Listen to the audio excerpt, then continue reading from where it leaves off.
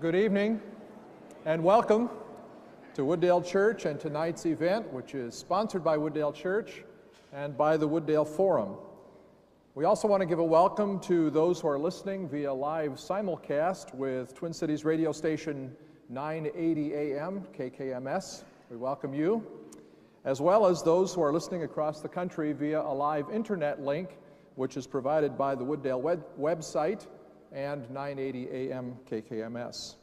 We're thankful that you are here and we welcome you. My name is David Clark. I teach theology at Bethel Seminary here in the Twin Cities, and it's my privilege to be the moderator this evening, to ask questions and to probe and to be a part of the discussion. Our topic tonight, as you know, is a perennial question: do evil and suffering disprove God? And our purpose is to assist you and to enter into the context of dialogue so that each of us can find what is true and we can live our lives according to what is true. For it is wise to do that. And we all know that the heart cannot embrace what the mind regards as nonsense. And so we're in a search for truth, and we believe that the format of dialogue is one that helps us to achieve that. Let me tell you a little bit about the format this evening. Our two guests will each have an opportunity to make presentations as we begin our evening together, and each of them will spend 15 minutes presenting their opening statements. And then we'll take a brief break, and we'll have a word from our sponsor, and we'll allow for collection of question cards, which I'll explain to you in just a moment. After that, we'll each give the opportunity to respond, and both of our guests will give a response to the opening statement of the other, and then we will also do some discussion among the three of us here on the stage. And then it will be your turn, and you will have an opportunity to ask questions via the cards, and then I will pose these questions to our two guests and see what they have to say. And finally, we'll have a couple of closing statements, and then we'll be concluded. Now, I've mentioned these comment cards, and you should have received these as you came in. There are two halves, as you see, and it's neatly perforated down the middle.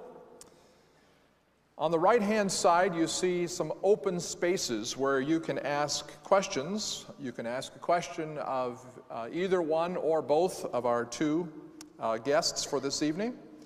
And we'd like you to go ahead and think about those questions. And after the opening statements, we'll take a moment to collect these cards. We will try to select some representative questions because we're sure that there'll be a little bit of repetition, and we'll try to ask those representative questions so that our guests have an opportunity to respond. And then on the left-hand side of the card, you see that there is an opportunity for you to give some feedback, and we'd like you to hold on to that left-hand side of the card until the end of the evening. And as you move out the doors and into the lobby at the end of our event tonight, you will have an opportunity to drop that card in a box, and this will give us some feedback and give you an opportunity to do several things to give us feedback about the event so that we can better serve you both tonight and in the future. Now, with the housekeeping aside, I'd like to introduce our two guests tonight. It's my privilege first to introduce Dr. Walter Sinnott-Armstrong, who's a professor of philosophy at Dartmouth College. He's the author and/or editor of 8 books and dozens of articles. He has special interests in ethics, philosophy of law. We had some interesting conversation on the law system in Australia, which is a special area of interest. He studies theory of knowledge and informal logic. He enjoys golf, which is a very good thing. Racquetball. He enjoys his children, another good thing. Travel and eating, not necessarily in that order. He says that he'd like to say hi to his kids, and we'll probably let him do that. He lives with his wife and 2 children in Hanover, New Hampshire. The other guest representing Christian theism is Dr. William Lane Craig. Bill is a research professor of philosophy at Talbot Theological Seminary in Los Angeles, although he actually lives in Marietta, Georgia, with his wife, Jan, and 2 friends, 2 children, also friends, Charity and John. I think they can be both, right? Yeah, those are not mutually exclusive categories. Bill is the author of 14 books and also numerous articles. I have copies of the 2 resumes of these gentlemen, and we had to cut down a small grove in order to create the paper to put down all the wonderful things that these men have written. Bill has special interest in philosophy of religion, the subject of God and time, one of those really difficult and perennial questions, evidence for the existence of God, and also has written about the resurrection of Jesus Christ. And as I say, he is now living in Marietta, Georgia, though he has spent 13 years living in Europe in 4 different countries, so has had a good bit of international experience. Well, it's my privilege to welcome both Walter and Bill to Wooddale Church this evening. And now we're going to begin our topic, Do Evil and Suffering Disprove God? And we'll begin first with the opening statement by Walter, and then proceed directly from that to the opening statement by Bill. Well, hi, I'm very glad to be here, and thank you for inviting me. I must admit that I feel somewhat like a Christian in the Roman Colosseum. I don't think I've ever been in a church this big, but I assume you didn't come to see me eaten by lions, or at least I hope not.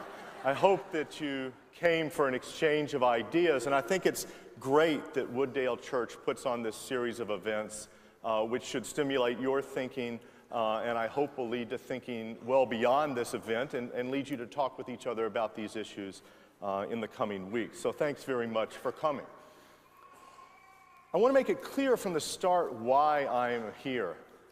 I'm a teacher, and so I take it that my job is to educate and, of course, also to learn, because you can't educate without learning. So I want to make this debate an educational experience for all of us, including myself.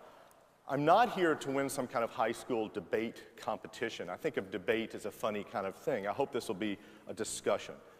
I'm also not here to turn people away from religion. I think there are many wonderful things about religion. There are lots of different types of religion. Many people need religion in their lives in order to face difficulties. It often brings communities together. I don't want to undermine any of that. However, religion can play its positive roles without all of the fancy doctrines that theologians try to get you to accept. Moreover, some special doctrines about God are almost incoherent, or at least very implausible. And it's those and only those doctrines that I want to argue against tonight. Because my target is so limited, I think we have to start by saying what type of God we're talking about. And there should be a little slide that comes on at this point. There we go. Good. We're talking about a traditional Christian God as God has been conceived since the Middle Ages, which means that God is all good. God always does the best that he can, and he's all powerful, so he can do anything that's logically possible. He's not limited by the circumstances or even by the laws of nature. And God is all-knowing. He knows everything that is true. Now, those top 3 are the 3 I'm going to focus on, but I mentioned the other 3 in case they come up in discussion. God is supposed to be eternal, outside of time. He's effective, he can bring about changes in time, and he's personal. He makes choices, has a will, and so on. I want to argue that nothing has all of these features. There might be something that has most of these features, but there's nothing that has all of them.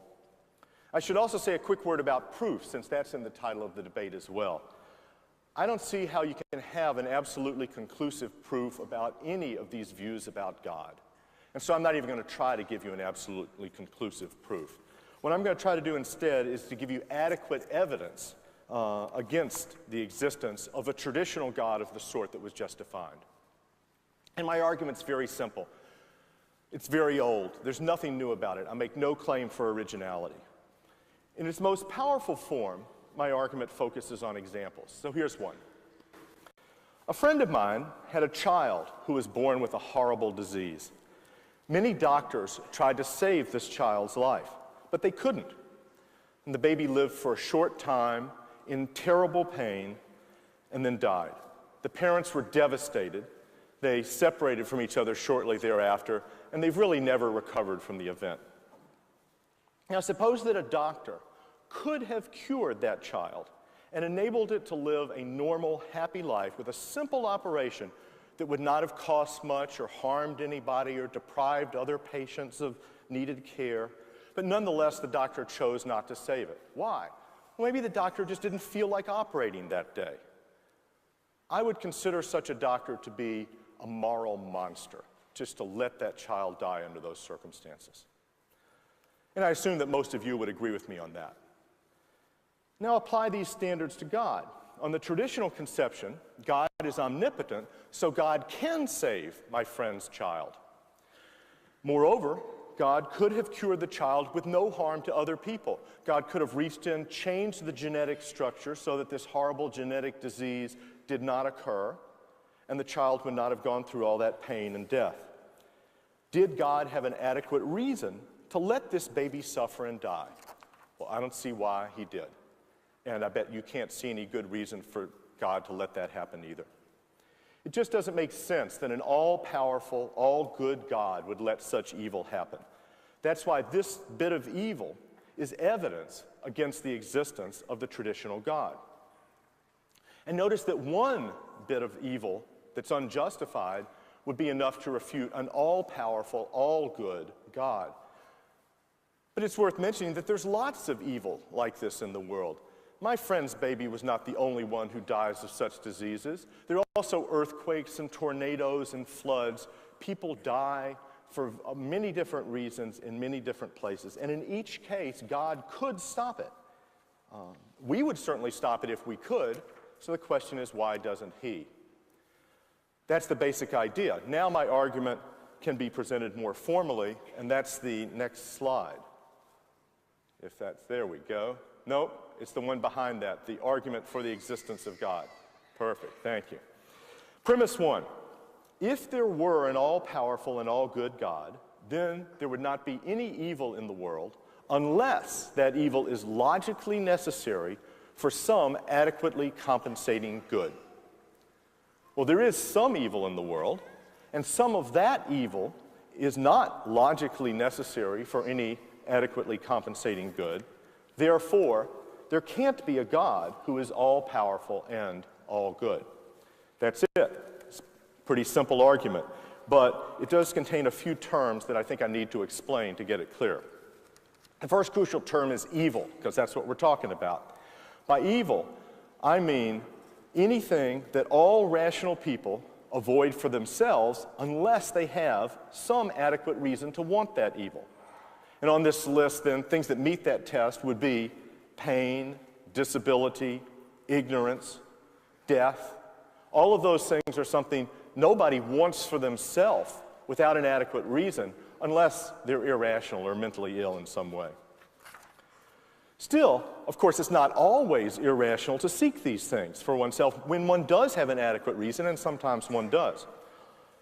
Here's an example. I used to wonder about why I would pay someone to drill on my teeth. Because it's excruciatingly painful and extremely uncomfortable to me. But of course the reason is clear. If I don't put up with that short-term evil, in the longer term I'm going to suffer even more pain and disability. So some evil seems to be justified. Well, when is it justified? Evil is justified when there's no other way to avoid it or no better way to avoid it. Some greater evil like tooth decay in the future, or no better way to get a greater good in the future. If I could prevent tooth decay simply by taking a pill that tastes good and has no side effects, then it would be just crazy to go to the dentist and have him drill on my teeth. I take it that's all common sense. Morality enters the story when evil is caused not just to myself, but to other people as well. It's morally wrong to cause evil to other people. It's morally good to prevent evils for other people. And of course we have to add, unless there's an adequate reason, again. Sometimes we do have a reason, self-defense in war. We might kill someone in self-defense. Doctor might amputate someone's leg, producing a disability in order to save a life.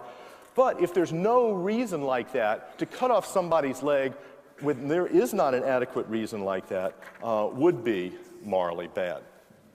Now, the problem of evil arises because God is more skilled than any human doctor. God can prevent tooth decay with no pain.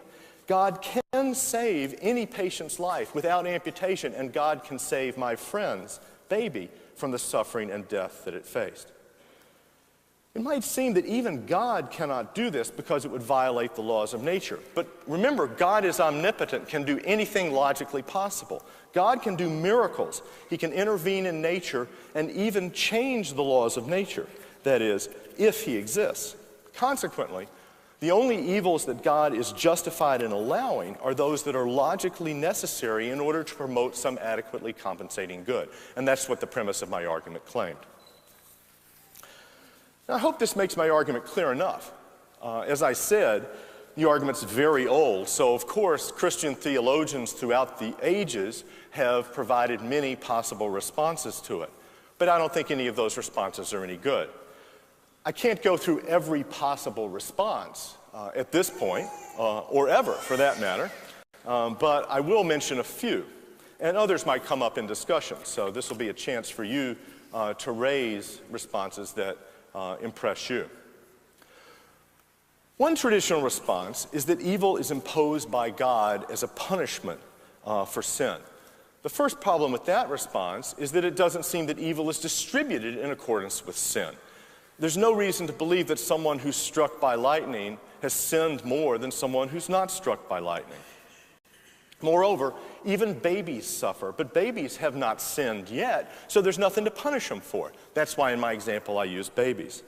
Now, some theologians respond that babies are punished for original sin. But if you think about it, that's just grossly unfair. Long ago, governments did punish whole families for the sins of one member of that family. But today we view that as barbaric. So original sin can't be a good reason for God to allow babies to suffer and die. Another common response is that the child who suffers in this life is repaid in heaven. But just think about it for a minute. Which is better? For the child to suffer in this life and then go to heaven? Well, that's better than suffering in this life and not going to heaven. But is it better than another option, number two, going straight to heaven and not having to go through all that suffering? God could send the child straight to heaven without going through all that. If it were my child, that's what I'd want to do. And I assume that you would think the same. So why doesn't God pick number two, straight to heaven, instead of number one, go through all that suffering and then go to heaven? It's hard to see any reason.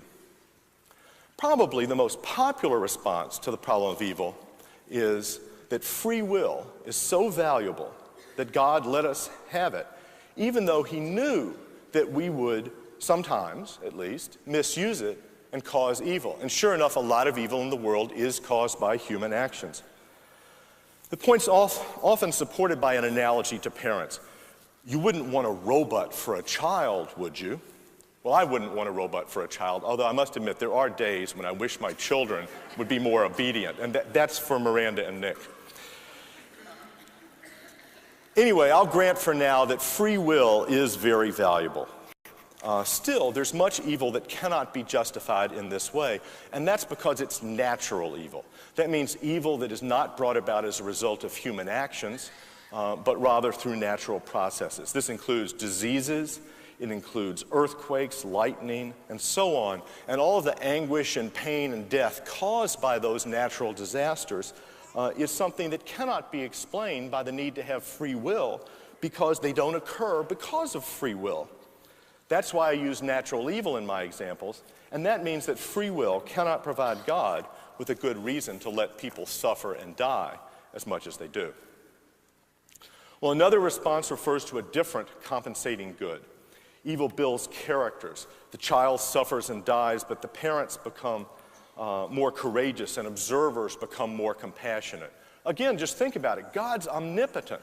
God can make these people compassionate by showing them movies or making them dream about evil and learn things in other ways. You don't have to have people actually going through it. Also, it's unfair to make this child suffer so that somebody else will learn something. We would certainly not praise a parent who let their child die in a horrible way just to teach that child's siblings some kind of lesson. But if that's because it wouldn't be fair to the child who suffered, and that means God's not fair if he's doing the same thing. The same point about fairness applies to another response that Bill Craig sometimes uses, that evil is used by God to maximize the number of people who know God and glorify God. If you think about it, it seems awfully narcissistic. If God allows babies to suffer so that other people will glorify him, then it seems horribly unfair to those children. If a father told us that he doesn't care whether his children suffer, he's going to let them suffer so they'll need him and turn to him for help, then we would think he was some kind of egomaniac. Besides, God could lead people to him in lots of other ways that don't involve as much evil. Now, another common response is that God has a reason, but we can't see it. To see the problem here, just think about your neighbor again. Always think about your neighbor. Suppose your neighbor lets his children starve. He has plenty of food that he could give to them, but he doesn't give them that. So we think he's bad. And then someone says, well, maybe he has some reason not to share that food with them. Maybe he's going to use it for some better purpose later on. But we wouldn't think that that was a good reason to think that he does have some reason to use it later on. We would think that we have evidence to believe that our neighbor is a bad person if we don't see the reason, because we have to use the standards that we have. I see I'm out of time, so I'm quickly just going to mention the overriding response, which is the last one on my list. The theists sometimes say that evil gives us some reason not to believe in God, traditional God, but they insist that this evidence is overridden by other arguments for the existence of God. Well, the problem here is that I don't think any of these arguments work. And even if they do work, because that's a controversial claim, but even if they do work, it's hard to see how the arguments for, say, a creator could show that that creator is all-powerful and all-good. Very powerful and very good, maybe, but not all-powerful and all-good. So those arguments for a creator of some sort can't undermine my argument about evil. So in conclusion, it seems to me that theists have a choice. They can say that God's not all-powerful, or they can say that God is not all-good. What they can't do is face the evidence of evil in this world and still believe in the traditional Christian God who's both all-powerful and all-good. And that is the only God that we're arguing about today. So my arguments show that there's no God of the relevant kind. Thank you.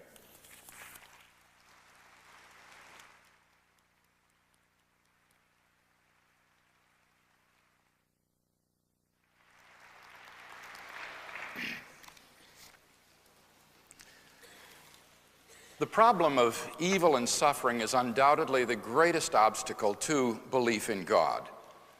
But despite the undeniable emotional impact of this problem, I'm persuaded that as a strictly intellectual problem, the problem of evil does not constitute a disproof of the existence of God. Let me explain why I think this way. Walter's argument can be summarized in 3 simple steps. 1, if God exists, gratuitous evil does not exist. By gratuitous evil, I mean evil which is morally unjustified, evil which God would have no morally sufficient reason to permit. Walter's argument is not that evil itself is incompatible with God. Rather, he's talking about a very special kind of evil, namely pointless, unnecessary evil. It's this kind of evil which is said to be incompatible with God. 2, gratuitous evil exists. 3, therefore, God does not exist. Now, the most controversial premise in this argument is step 2. Everybody admits that there is apparently gratuitous evil. We're often unable to discern the reason why harm befalls us. But that doesn't imply that these evils are really gratuitous. The atheist seems to think that if God has morally sufficient reasons for permitting the evils that occur, these reasons must be evident to us. But there's absolutely no grounds for that assumption. On the contrary, given our limits in time and space, intelligence and insight, we shouldn't expect to see the reasons why God permits every evil. Take, for example, our being historically limited. Evils which might appear gratuitous within our limited frame of reference might be seen to be justly permitted within God's wider frame of reference. Thus, the murder of an innocent man or a child's dying from leukemia could send a ripple effect through history such that God's morally sufficient reason for permitting it might not emerge until centuries later, or maybe in another country.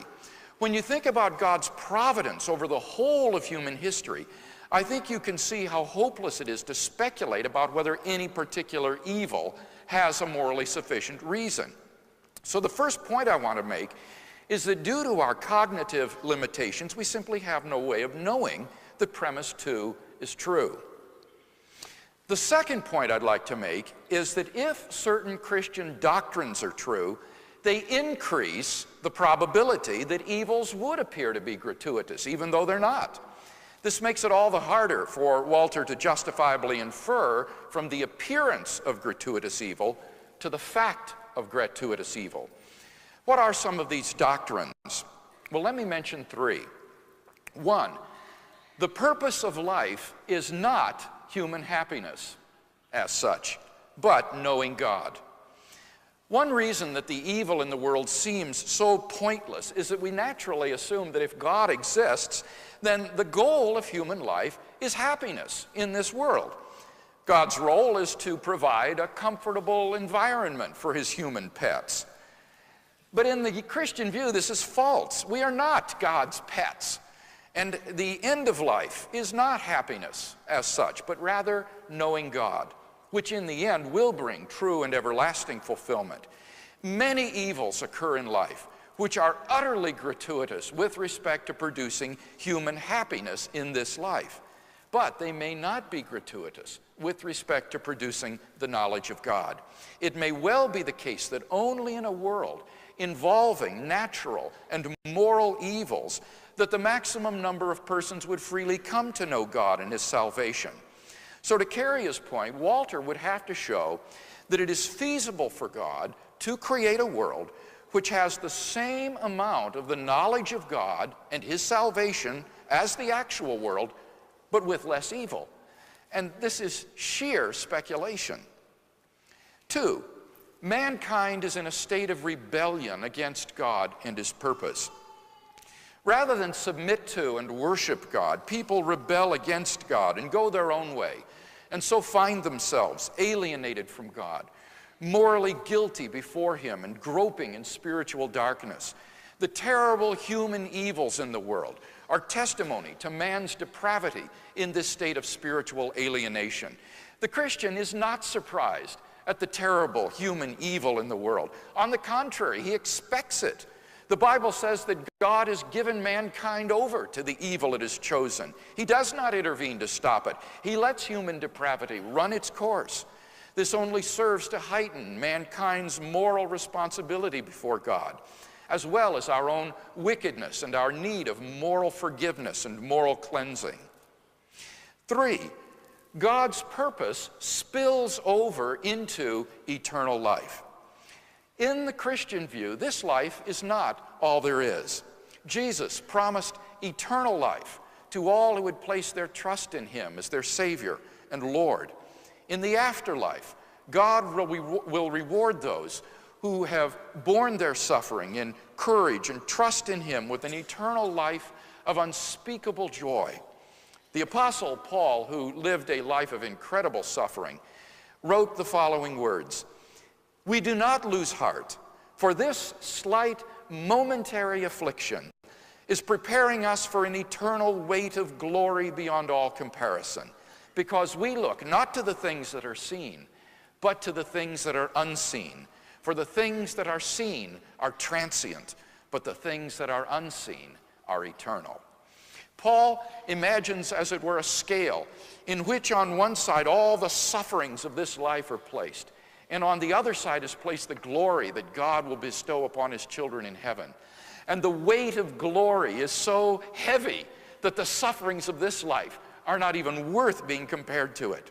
Moreover, the longer we spend in eternity, the more the sufferings of this life shrink by comparison to an infinitesimal moment. And that's why Paul could call them a slight momentary affliction. They were simply overwhelmed by the ocean of divine eternity and joy which God lavishes upon his children in heaven. Given the prospect of eternal life, we shouldn't expect to see in this life God's reasons for permitting every evil. Some may be justified only in light of eternity. So given these three doctrines, we should expect much of the evil in the world to appear gratuitous. In order to show that they really are gratuitous, Walter would have to refute these three doctrines, which he hasn't even tried to do. Finally, my third point is that in weighing whether the evils in the world really are gratuitous, the most important factor will be, ironically, whether God exists. That is to say, Walter's own argument shows that if God exists, then the evil in the world is not gratuitous. Thus, we may turn the tables by arguing as follows. 1, if God exists, gratuitous evil does not exist. This is Walter's own premise. 2 star, God exists. This is what the Christian holds. It follows that 3 star, therefore gratuitous evil does not exist. Thus, if God exists, then the apparently gratuitous evil in the world is not really gratuitous.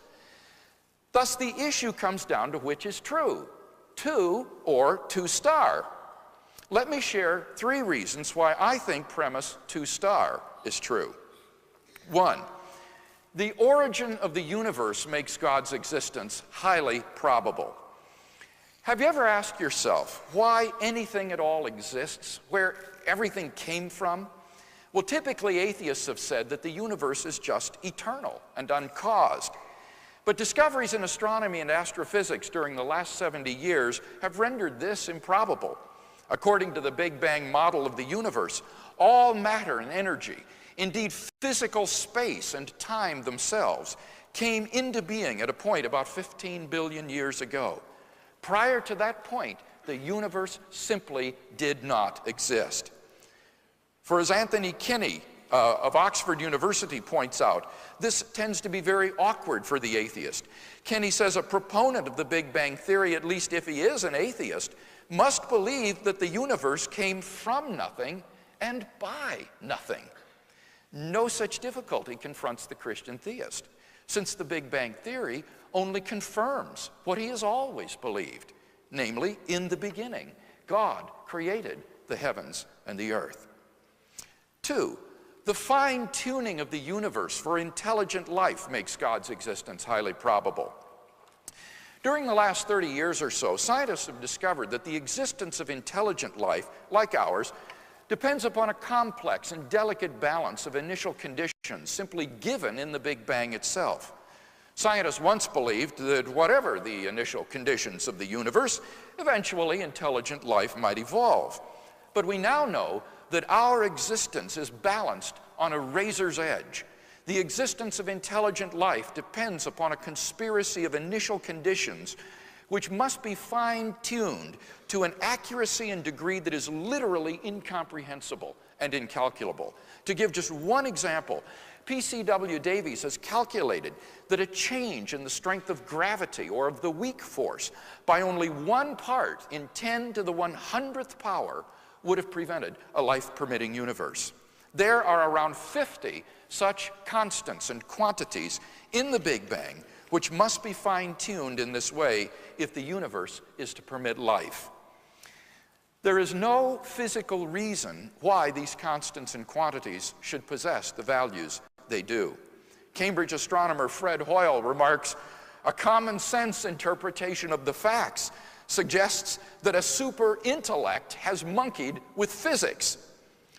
So once again, the view that Christian theists have always held, that there is an intelligent designer of the universe, seems to make much more sense than the atheistic view that the universe, when it popped into being uncaused out of nothing, just happened to be, by chance, fine-tuned for an incomprehensible precision for the existence of intelligent life.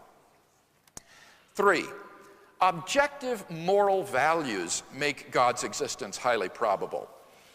If God does not exist, objective moral values do not exist. By objective values, I mean values which hold whether anybody believes in them or not. If there is no God, then as many atheists and theists agree, moral values are merely subjective.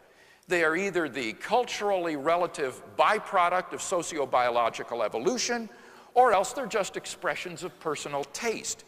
Without a transcendent God to anchor them, there is no absolute right and wrong.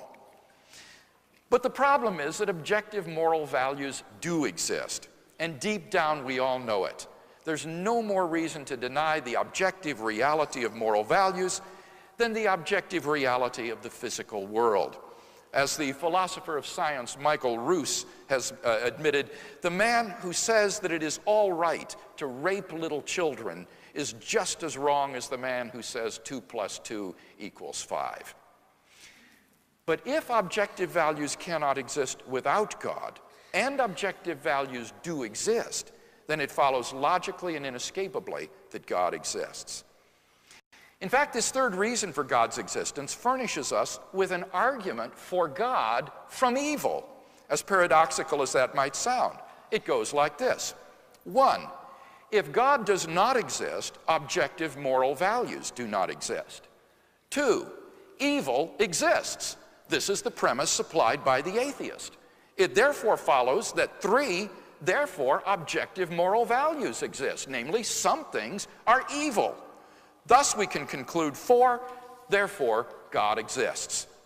So although superficially evil seems to call into question God's existence, at a more fundamental level it actually proves God's existence, since without God, evil as such would not exist.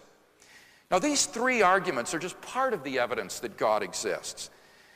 But if God exists, then, as I've explained, we have good reason for thinking that the evils in the world are not really gratuitous. Accordingly, Walter's argument fails. So in summary, we've seen 3 reasons which undercut Walter's claim that gratuitous evil exists. Number 1, we're not in a position to justifiably claim that if God has morally sufficient reasons for permitting evil, these reasons should be evident to us. 2, certain Christian doctrines increase the probability of the coexistence of God and apparently gratuitous evil. And 3, we have good reasons to think that God exists, which in turn implies that evil is not really gratuitous. Now all of this has been said in response to Walter's premise 2, but premise 1 is not obvious either, and some thinkers have denied it. Perhaps there has to be a certain amount of gratuitous evil in the world. If that's the case, then Walter's argument is doubly fallacious. In conclusion, then, as an intellectual problem, the problem of evil, I think, does not disprove God. Of course, the problem of how to deal emotionally with evil still remains, and perhaps we can talk about that more as the evening unfolds.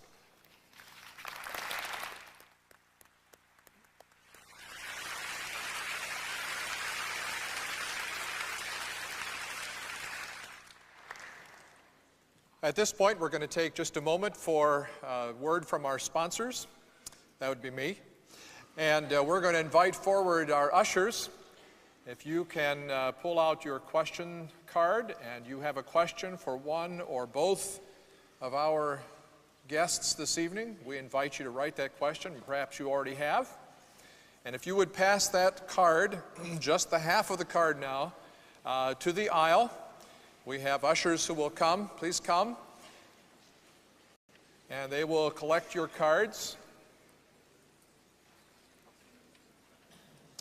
This will give us opportunities to explore the questions that you have as we continue our discussion and our conversation this evening. Now, as the ushers are collecting these cards, I'd just like to say that there are some other opportunities for you to continue the conversation.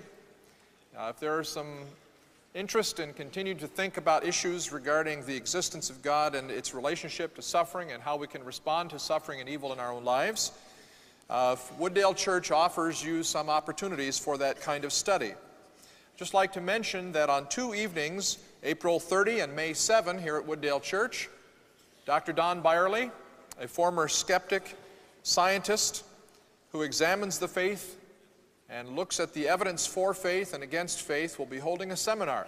And you are invited to be a part of that discussion. That will happen on the 2 Sunday evenings after Easter, April 30 and May 7, right here at Wooddale Church at 6 p.m.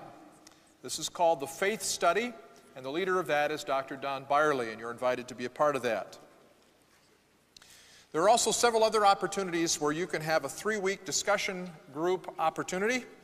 These will happen at various times, and they will happen in order to give you the chance to continue tonight's conversation. And if you would just check that box on the section that you're going to pass in after the event is over, we can be in touch with you and allow you to be a part of that. Also want to say that the Wooddale Community Bookstore will be open after tonight's event. There are a variety of resources available there. If you would like to purchase something for your own personal benefit, that would be great. And finally, immediately after this session, the Wooddale Cafe, as always, will be open, and you're invited to come to the cafe and to talk with others and be in conversation at that time. Now, for the rest of the evening, what we're going to do is to have a time now for conversation with the 3 of us on the platform. First, we will give Walter and then Bill an opportunity to give a response to the other person's presentation, and then we will participate in a dialogue and discussion here on the platform. And then after we've done that for a time, we will turn to your questions, and we will ask each of our guests to respond to those.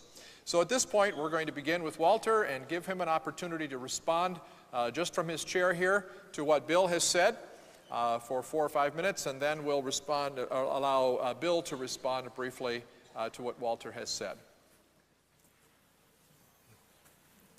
I was somewhat surprised to hear you say that I hadn't responded to those arguments, because it seemed to me that I responded to all of them in the course of my remarks, such as the fact that even if there is a God who is a creator, he doesn't have to be all-powerful and all-good, and that's the kind of God we're talking about.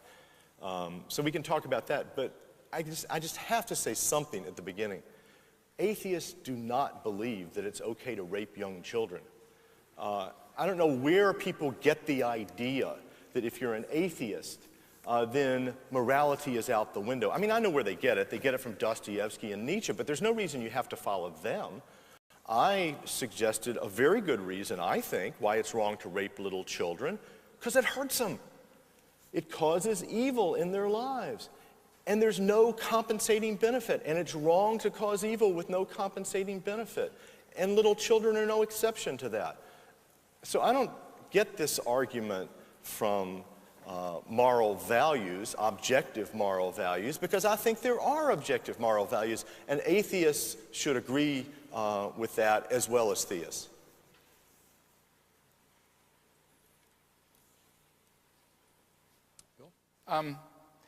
There were 2 points that I thought of in listening to your opening speech. And by the way, when I said you hadn't responded to those, that was specifically with regard to those 3 Christian doctrines. Certainly, many of the other points you did anticipate in your opening speech, which I hadn't obviously heard. I was only speaking of those 3 Christian doctrines. But Walter, and I want to make ask a question here, and this is quite sincere. This is not trying to score a debater's point or anything, but it seemed to me that many cases, the way you would refute solutions to the problem of evil would be to say, well, this solution doesn't solve that kind of evil, and this solution doesn't solve that kind of evil, and this solution doesn't solve this other kind of evil. But it seems to me very obvious that one thing the theist could say is that when you have a combination of solutions, they cover all the bases. That, for example, take the example of the God who allows some child to die because he knows that ultimately this will result in a greater knowledge of God, say on the part of those around him, or even the ripple effect through history. And you said this is unfair to the children who died and suffered.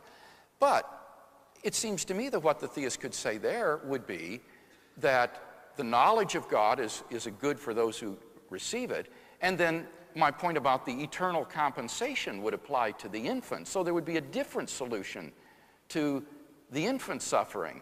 Or But that's exactly exactly what I responded to, that with the infant, you have the eternal life is not an adequate compensation because the infant could have gone straight to heaven without that. And if we need to know that there's suffering in the world in order to make us know God in our own vulnerability, we got plenty of it. We don't need this other child to die from this horrendous disease in order to convince us that there is suffering in the world and we are vulnerable. See, but you don't know that. I think that I don't know what. I know there's suffering in the world. You don't know that that evil was unnecessary for perhaps that relative or that friend or even somebody 50, 100 years from now to come to know God because of what happened. But my point was, I think you missed my point. See, you did exactly what I said, is that the justification, the morally sufficient reason for the infant dying might be that some person would come to know God. And the way you respond to that is, well, the infant himself could have gone to heaven without having to suffer. Right, but that's not the solution that I'm proposing for the infant's own suffering. For that one, that would be the other solution of the eternal compensation. You see, so that what you're doing is you're showing that no one solution covers all the bases. But it seems to me that the theist could have a combination of solutions, and together they would cover all the bases. But I meant to be showing that no solution, even any combination of solution, works in that case. Because it doesn't seem to me that it could possibly be fair to make this infant suffer horrendously so that someone 50 years from now will come to know God. God has other ways of making us know Him. God doesn't have to make little children suffer in intense pain in order for people to know that He exists. You think there are proofs for the existence of God already. Why can't we know that? Through the proofs. You don't have to have kids in pain. Well, some people do come to know God through proofs, but I think relatively few do, whereas it's just a sociological fact, I think, that many, many people have come to faith through going through intense suffering. And in the case of the infant himself... But that doesn't show that that was the only way for them to come to faith. The fact that they did come to faith that way doesn't show that God couldn't have brought them to faith in some other way that involved less suffering. That's your burden of proof, though, to show, right? I don't know who has the burden of proof here. It seems to me that you can always say, well, it might lead to knowledge 50 years from now. There's some possibility it could send a ripple throughout history, but I see no reason to believe that that would happen. You can always defend a doctrine by saying might. But I see no reason in this case to think that someone 50 years from now will come to knowledge of God by this child's suffering. This has been an excellent interchange, and thank you for doing that. Let's focus a little bit on this idea of apparent suffering, or apparently pointless suffering. And that seems to be a point of contention here. Is it enough to say, I don't know that there is a point to this suffering? Is it adequate on the side of the theist to say, here's a possible answer?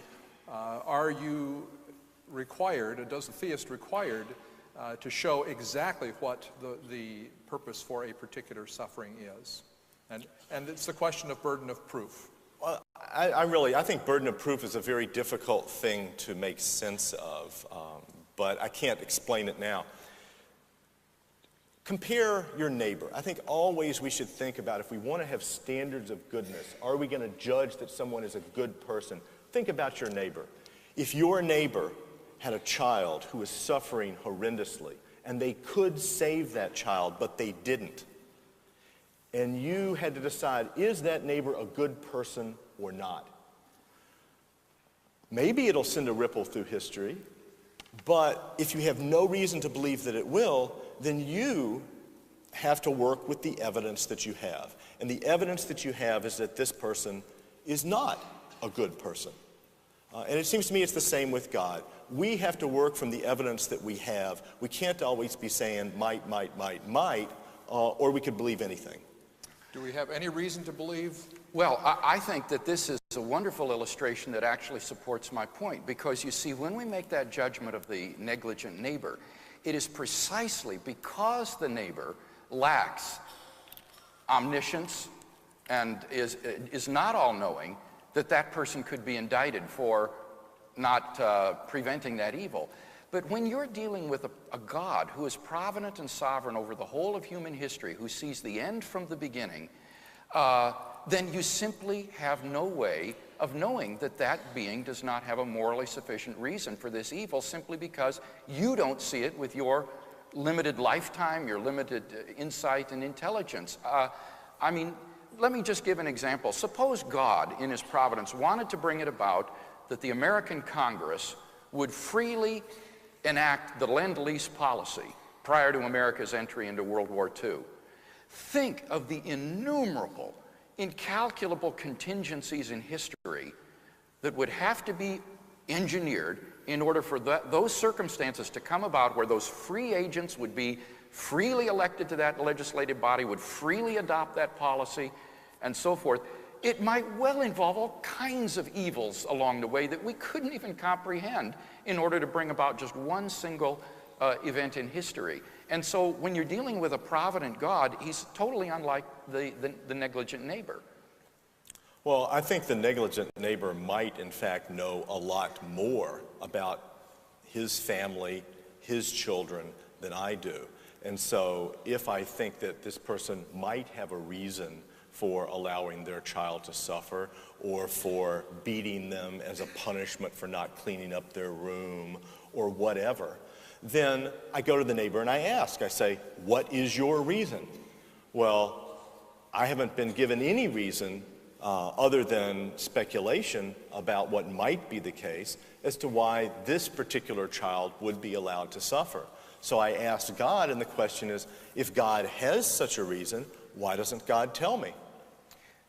Do you really think, though, that that is a reasonable demand, that for every single thing that goes wrong in our lives, that we would have this sort of hotline to God where God would tell us, this is why this has been permitted in your life? I mean, to me, that turns the universe into a haunted house. Let's let him finish here. That turns the universe into a sort of haunted house, I think. I think that what God has done is he has given us sufficient evidence for his existence and his love, and says, trust me through this as you go through this, but you're not going to know for every single thing that goes wrong why it happens. That it's useless torturing yourself trying to figure that out. Well, I'm not torturing myself trying to figure it out, but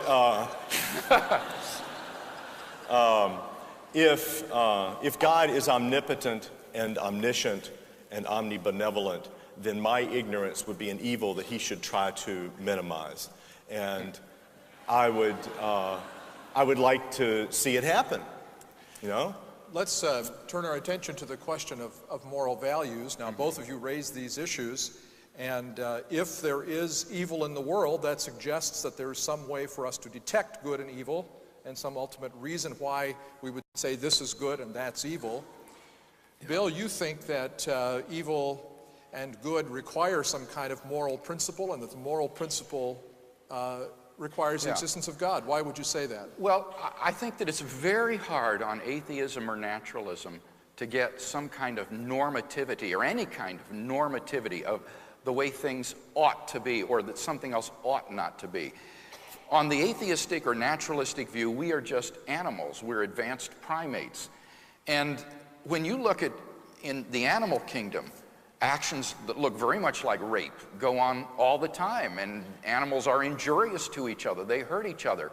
And yet these are not immoral. When a lion kills a zebra, it kills it, but it doesn't murder it, because these things are not against any kind of, they're not moral agents.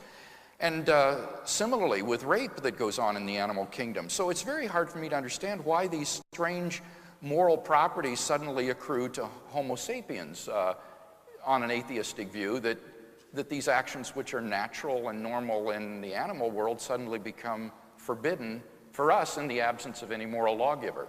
So the question for you would be, is it really adequate to say that it hurts counts as a ground or a basis for these moral values? No, not by itself. When a rock falls off a cliff and hits me in the head, I don't hold it morally responsible. Why not? Because it doesn't have free will, and I don't think animals do either, and so we don't make moral judgments of animals for that very reason. But that doesn't mean that the atheist can't say that moral judgments are made of creatures with free will when they cause harm to other creatures for no adequate reason. Now, you told me in Dartmouth when we had a dialogue there that you didn't believe in free will for human beings. No, I did not say that at Dartmouth. Well, how can you, as a naturalist, and I assume a materialist, hold that there is freedom of the will if there is no immaterial self?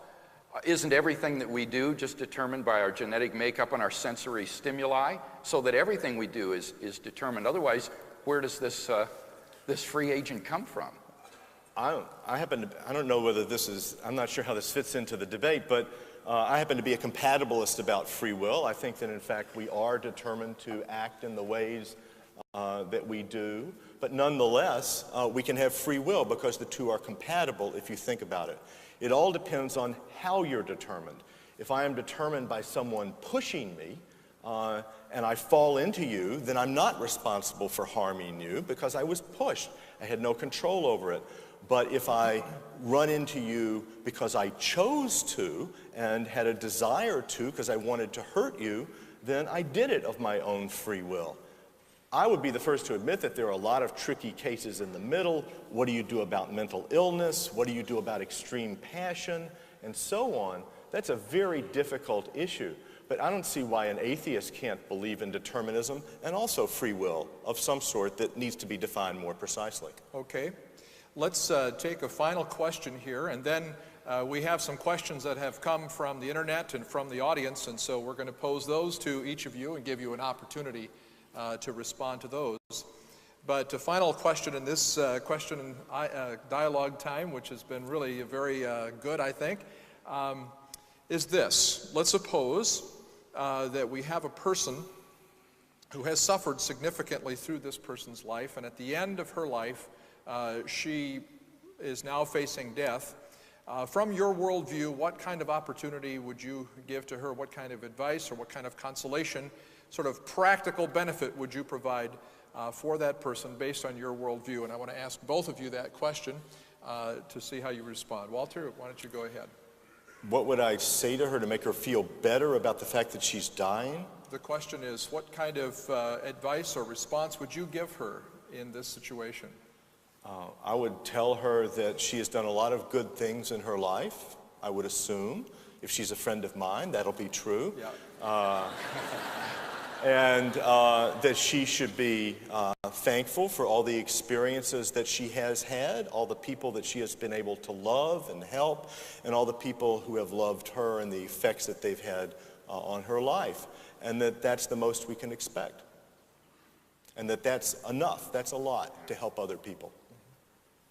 Bill? I would try to assure her of God's unfailing love for her, that as she goes through these deep waters, that God will be with her, that He will guide her through death to the other side, and that there awaits for her, if she will trust in God and His grace through Jesus Christ, a glorious life of unspeakable joy that awaits her, and that this transition from physical life here to everlasting life is but a transition from a cramped and narrow foyer into a great banquet hall of God's eternity, and that therefore she can face this with courage and with hope that she is not alone.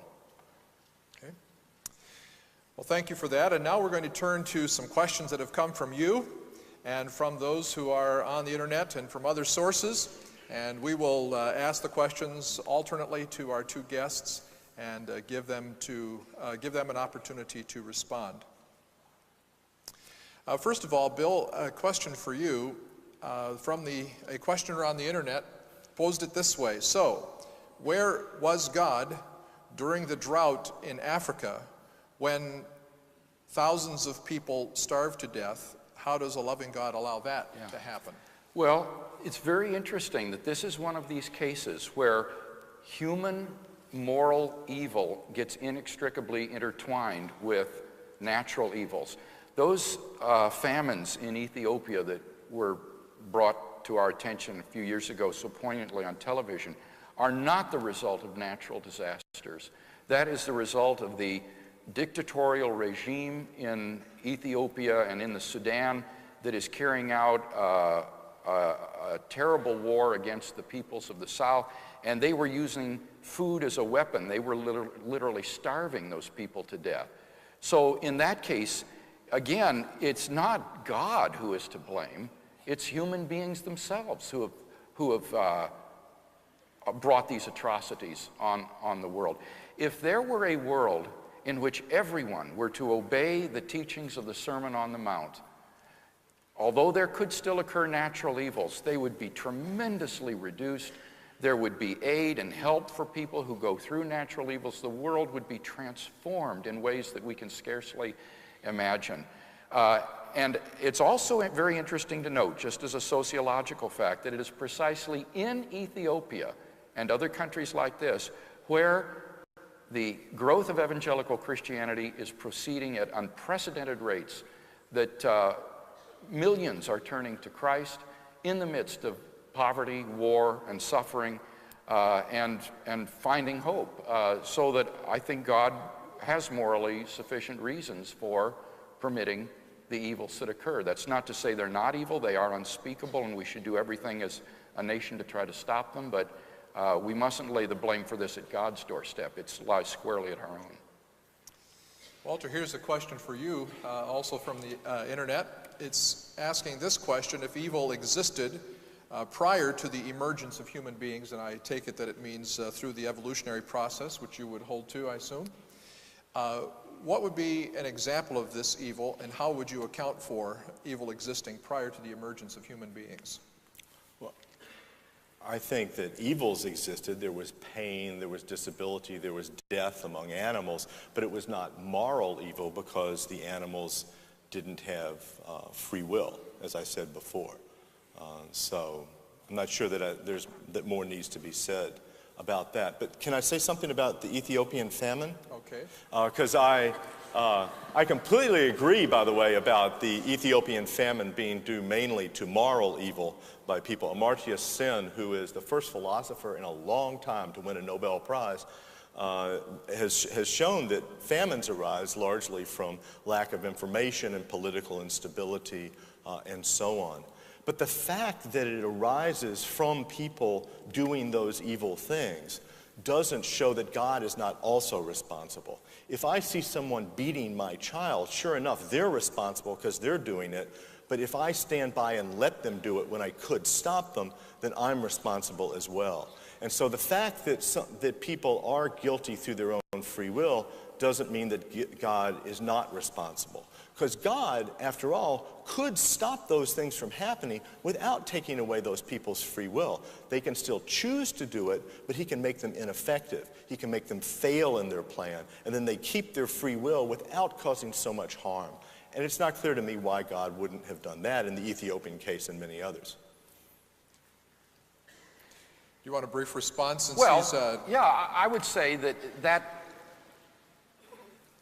that plan of action on God's part would make moral choices trivial in this world. If he were to make all of our bad choices ineffective, this would be like turning the terrorist bullets into rubber before they hit their target, or when somebody drinks and goes out and drives drunk, that there would never be any negative repercussions of that. It would ultimately lead to moral irresponsibility and irrational behavior because there would never be any deleterious consequences from bad choices. So I think God, for better or for worse, allows the consequences of human freedom to run their course. And of course, this isn't without compensation, though, for those who suffer and trust him. All right, here's another question for you, Bill. This person has asked, what does gratuitous mean? And I can even answer that one. Well, I defined it briefly in my first speech. I said it would be morally unjustified evil. It would be evil which is pointless and unnecessary. And then to follow up on that, then why does God choose to heal some people, or why are some people healed by God when other people apparently are not healed by God? How does God choose whether to act or not in terms of alleviating suffering? I would say, from a Christian point of view, that it fits into the providential plan of God for human history. I think that The teaching of the New Testament is that nothing happens in the world that escapes God's attention, that Jesus said the very hairs of your head are numbered, that the tiniest sparrow doesn't fall to the ground without God's knowledge of it. So that God's providential plan encompasses all of the smallest things, and he knows which prayers to grant, which prayers to deny, with a view toward his ultimate purposes in human history being achieved. And those will reach far, far into the future, perhaps millennia from now. We have no idea how the choices and the prayers that we offer now might impact human history in the future. Walter, there's a question for you now, and that has to do with, since we're being very fair here, which is a morally good thing. I agree. Good. I'm glad to hear you agree on that. On what basis would you respond to the evidence for Jesus Christ, that Jesus rose from the dead on Easter Sunday, and that might have some relevance to the issue of the problem of evil? Would you disregard the evidence for the resurrection of Jesus? How do you respond to that? Well, I don't think there is any good evidence for the resurrection of Jesus. There's some historical evidence that some people reported that the grave was empty after 3 days, but any psychologist will tell you that when witnesses start recovering things decades after the fact, when they're surrounded by peer pressure that points them in a certain direction and lots of cues, that's exactly when eyewitness testimony is not reliable. So we would certainly never accept that kind of evidence in a court of law. But even if the grave were empty, that doesn't show that Jesus Christ ascended into heaven.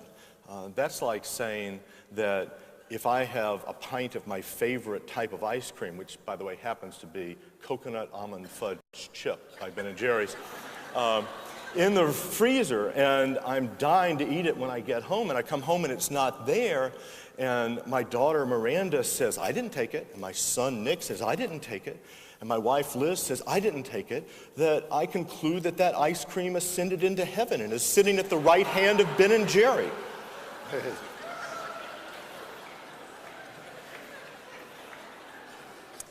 Okay. It's an interesting analogy. Bill. You know, this fudge ripple ice cream thing has really got me going here. I'd like to pursue that for another half hour. But, Bill, why wouldn't God comfort us by letting us know the reasons he has for allowing evil? Well, I'm not sure the answer to that question, except that I think it would sort of turn the universe into a haunted house. If every time I stubbed my toe, every time something bad went wrong, every time there was evil, there was this telepathic message from God telling me this is why this is going on. I mean, that would be so strange, a universe.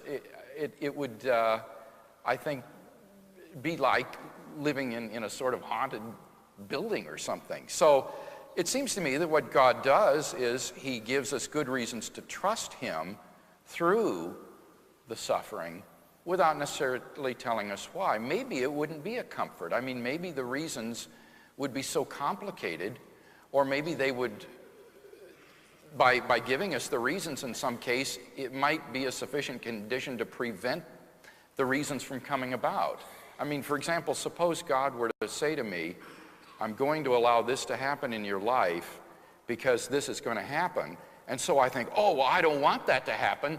So as a result, I do something else and foul up the plan. I mean, it could very well be that God could not communicate these things to us without the providential plan going awry. In fact, I think that's probably very plausible now that I think about it.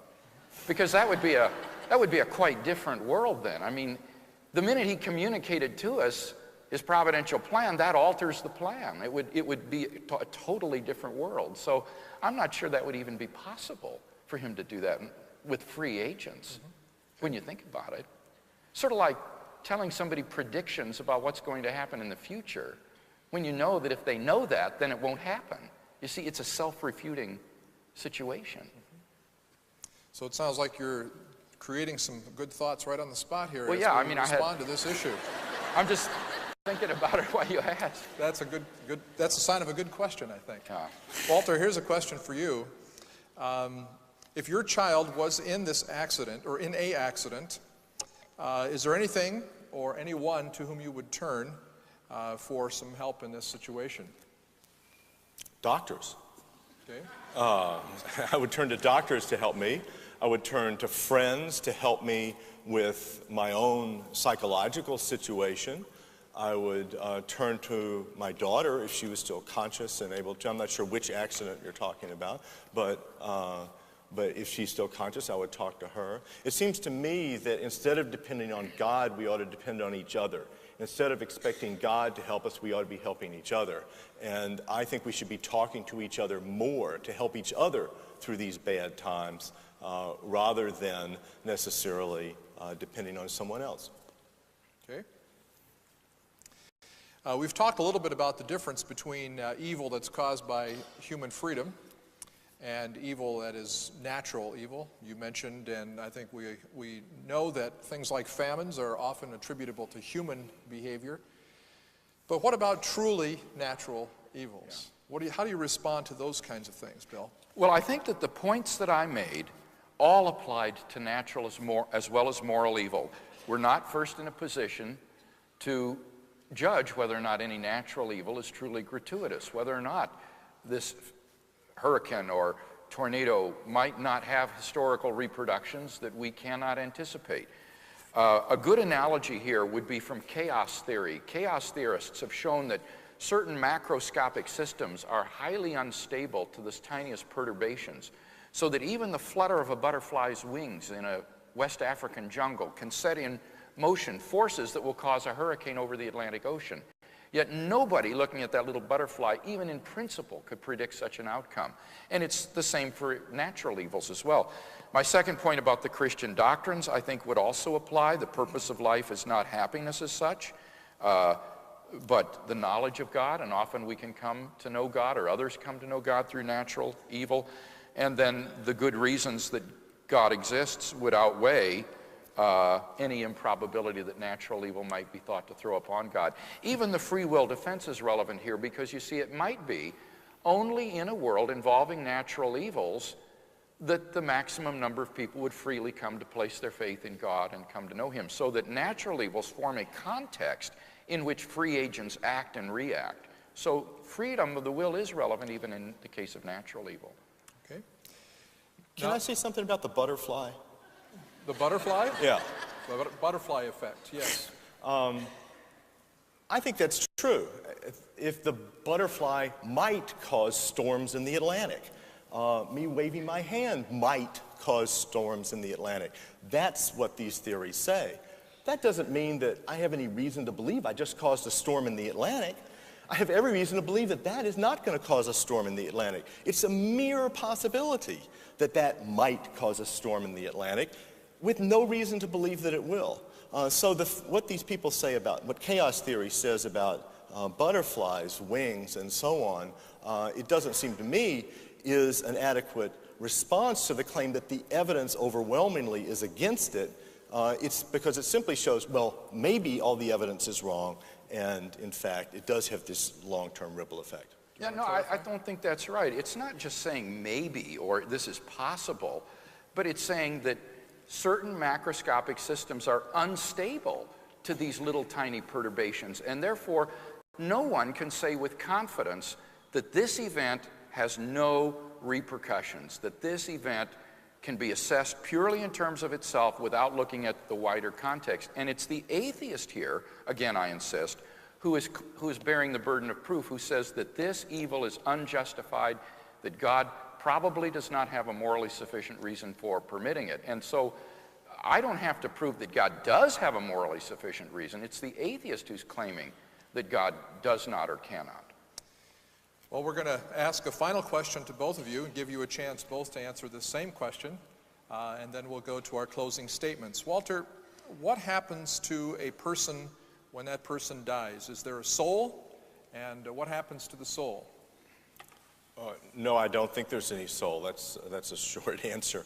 I don't think that that person's mental functions or soul continue. after death. And I think that's something that we have to learn to live with, because that's the way life is. So if you were to think that there is a sufficient reason for evil, given your worldview, it would have to be in this life. Yes, it would have to be in this life for helping other people in this life, exactly. Because I think that there's no reason to think that anything happens after this life is over. Stop. Bill, what happens to a person when this person dies? Is there a soul, and how is that relevant to this issue? Well, I think that there is a soul or mind or immaterial aspect of our being, that we're not just a brain in this body. And I think that's evident because of free will.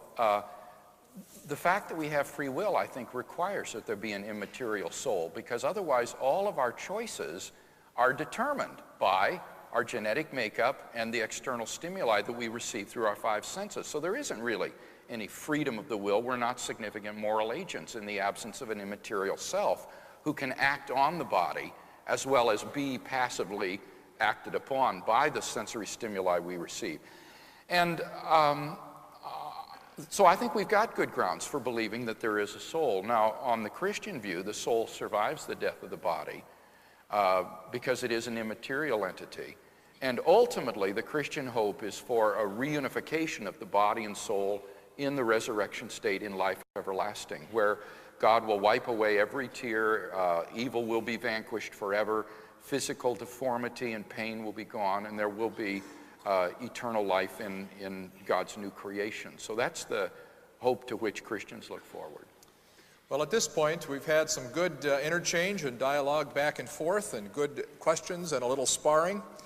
And we'd like to give each of our guests now an opportunity to make a final summary statement. And so, Walter, we'll begin with you, and if you would go to the podium, you can make your final statement, and then without introduction, we'll ask Bill to do the same. Well, I said that this was one of those issues that there's no conclusive proof one way or the other, and guess what? I was right. My argument was simple, that if God is all good and all powerful, then there wouldn't be unjustified evil in the world, because he wouldn't let it happen. But there is unjustified evil in the world, or at least there's certainly evil in the world, and I don't see any reason, and as far as I can tell, no one has shown that there is any reason, although we can always speculate about there possibly, maybe, sometime, in some way, being some reason that we don't have any reason to believe in. Now, Bill gave several responses. One is that we're just not in a position to know that there's no reason. I agree we're not in a position to know conclusively, but I don't think I just caused a hurricane. Maybe I did, but I don't think I did, and I don't think you have any reason to believe that I did. So even if there's a possibility, that doesn't show that the evidence is on his side. He also referred to the three Christian doctrines as showing that, in fact, there would be some reason for this evil. But I actually talked about each of those in my opening statement and afterwards, if I'm keeping track of them properly, as I hope I am. One of them had to do with the afterlife, and it still seems to me that God could take my friend's child and send them straight to heaven without having to go through all that suffering, or at least send them after only 10 minutes of suffering instead of 10 days of intense suffering. And I just don't see any reason for that. Finally, Bill's point was the proofs for the existence of God. Well, I haven't been able to go through those one by one, but I think the point that I made in my opening statement still holds, that even if there are proofs for some kind of creator, that doesn't show that the creator is all powerful and all good. And that's what you would need to undermine the argument from evil. So I think I've refuted each of those. I have to admit that maybe there's some reason, but I just don't see it, and I don't think we have any reason to believe that there is one. So in the end, I think the problem of evil is something that's insoluble, but I want to emphasize that that doesn't mean you have to give up all belief in God. It means you have to give up a belief in this particular doctrine about God, that God is all good and all powerful. You can still believe in lots of different types of gods. You can create a different theology that is more consonant with the facts of the world in which we live. And I don't want to undermine other types of beliefs other types of religious beliefs that might serve purposes in your own personal lives. It might be worth closing with just a statement about how Christian theology got into this mess. In my understanding, the New Testament doesn't say that God is all-powerful and all-good. That was a doctrine that came in later under Greek influence. And it's when you take the early Christian church doctrines and mix them with the Greek doctrines that you get a doctrine that doesn't make sense in light of the world that we live in. Now, there are a variety of responses to that. One of them would be to get rid of the Greek doctrines and go back to original Christianity as it was in the New Testament. It seems to me that would solve the problem of evil, but it would not be a defense of the type of God that I was arguing against, namely one that's all powerful and all good. So I think in terms of that traditional God, it seems to me that it still hasn't provided any response to the problem of evil, and so I have to conclude that it doesn't exist. Thank you.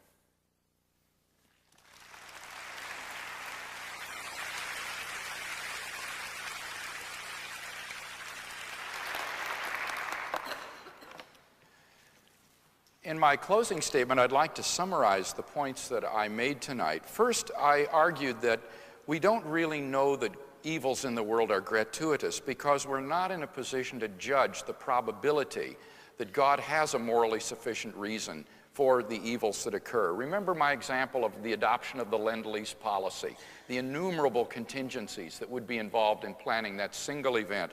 When you think of God's providence over the whole of human history, it is simply beyond our cognitive capacity to assess the probabilities that any evil we see would have some morally sufficient reason.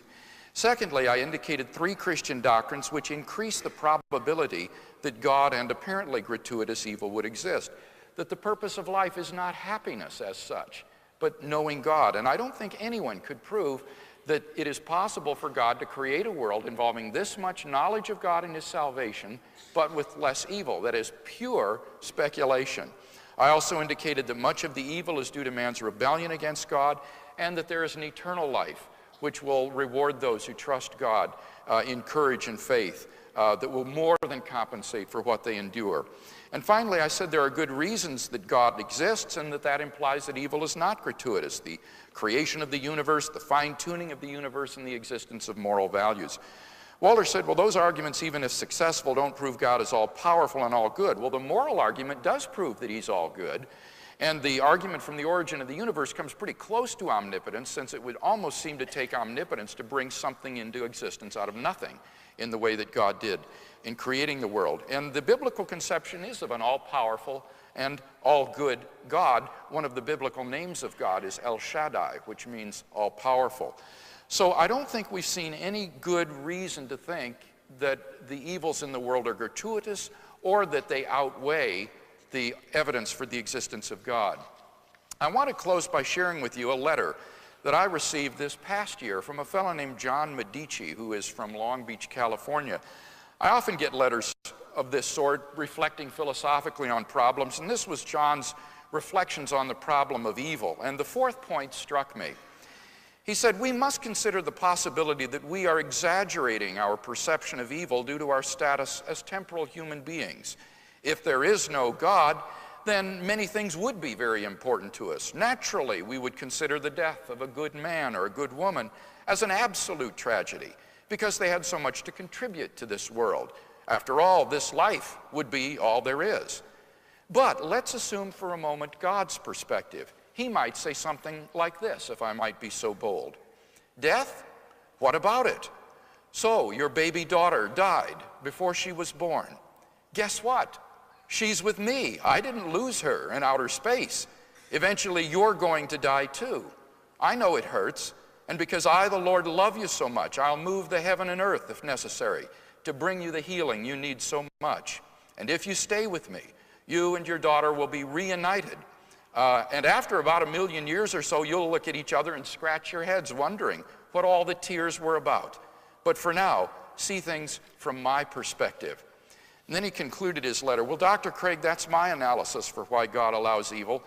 Granted, I'm no theologian, scholar, or minister. I'm just a Christian with a logical mind that is satisfied with logical answers.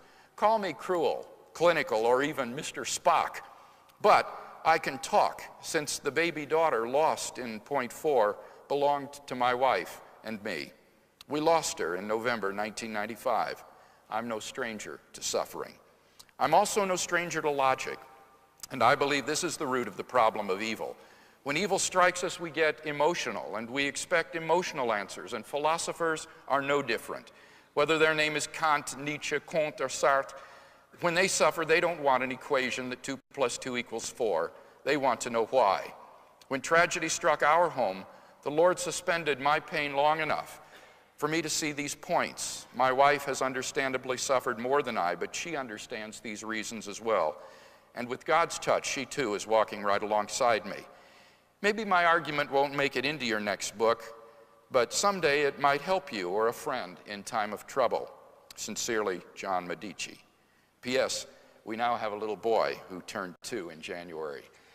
I think John is absolutely right. The problem of evil is at root emotional, and I think that God is the ultimate solution to the problem of evil. If God does not exist, we are locked without hope in a world filled with gratuitous and unredeemed suffering. But if God exists, He is the solution to the problem of evil, for He invites us into the fellowship of an incommensurable good, everlasting life with Himself.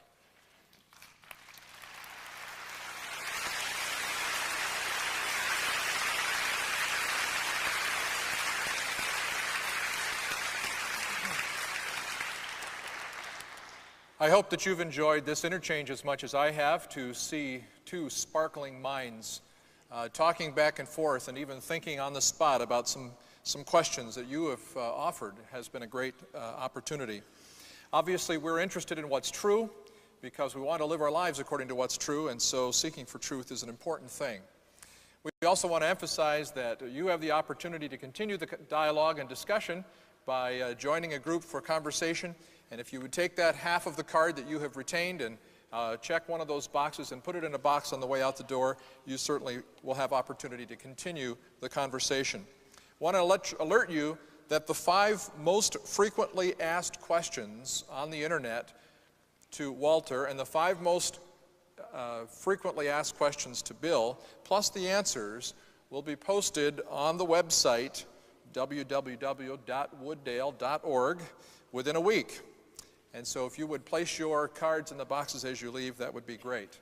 Also remember that you may visit the Wooddale Cafe and you may visit the community bookstore as well. And then the most important announcement of all, if you have small children, please pick them up. And since we believe in objective moral values, I will say that mercy upon the child care workers demands that you do that right away. And now I think this has been a great event, and I think we should one more time say thank you to Bill and to Walter for being with us.